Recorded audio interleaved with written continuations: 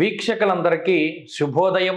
నేటి ముఖ్య పంచాంగ విషయాలను గనక గమనిస్తే ఈరోజు జనవరి నెల 20వ తారీఖు, అలాగే ఈరోజు శనివారము, సూర్యోదయం 6 గంటల 39 నిమిషాలకు, అలాగే సూర్యాస్తమయం 5 గంటల 44 నిమిషాలకి. అలాగే ఈరోజు స్వస్తి శ్రీ చాంద్రమానేన శ్రీ శోభకృతనామ సంవత్సరం ఉత్తరాయణం హేమంత ఋతు పుష్యమాసం శుక్లపక్షం దశమి తిథి ఈరోజు రాత్రి 10 గంటల 13 నిమిషాల వరకు ఉన్నది. అలాగే ఈరోజు కృత్తికా నక్షత్రం ఉన్నది, పూర్తిగా కృత్తికా నక్షత్రం ఉన్నది. రేపు తెల్లవారుజాము వరకు, అనగా తెల్లవారితే సోమవారం అనగా దాదాపుగా 5:50 వరకు కృత్తికా నక్షత్రమే ఉన్నది.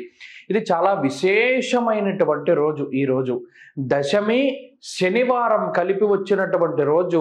శారావి వ్రతాన్ని గనక ఆచరిస్తే పరాశర సంహితలో చెప్పినటువంటి విధానంగా ఆంజనేయ స్వామిని గనక ఈరోజు ఆరాధన చేస్తే చాలా విశేషమైనటువంటి పుణ్యం కలుగుతుంది.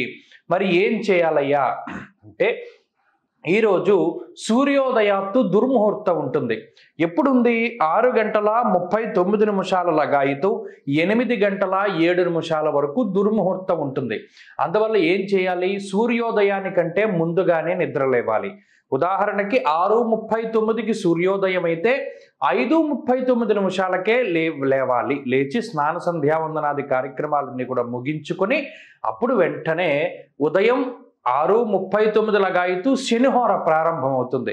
ఆ శనిహోర సమయంలో పరమేశ్వరుని యొక్క దర్శనం కానీ లేదా హనుమద్ దర్శనం కానీ గనక చేసుకుని 13 అప్పాలు, అంటే గోధుమ పిండి అలాగే పంచదార వీటితో చేసినటువంటి ఆ మిశ్రమం, ఆ పదార్థం అప్పాలు అంటారు. అది స్వామివారికి నివేదన చేసి 13 అప్పాలు దానం ఇవ్వాలి. ఇలా ఎవరైతే చేస్తారో వారికి సంతానం కలుగుతుంది.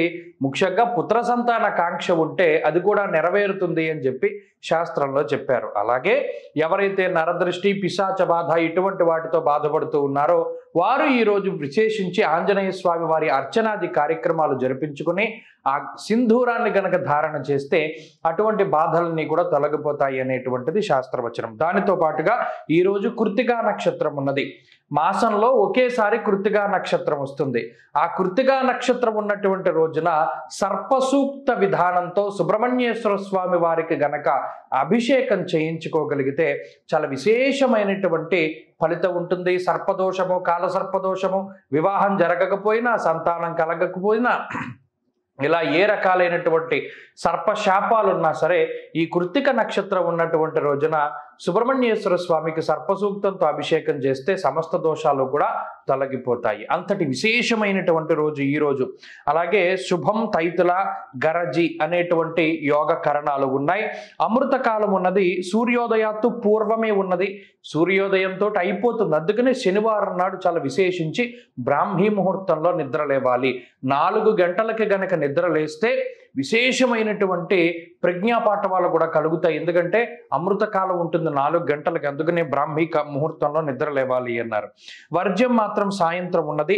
6 గంటల 6 నిమిషాల లగాయితూ 7 గంటల 40 నిమిషాల వరకు ఉన్నది.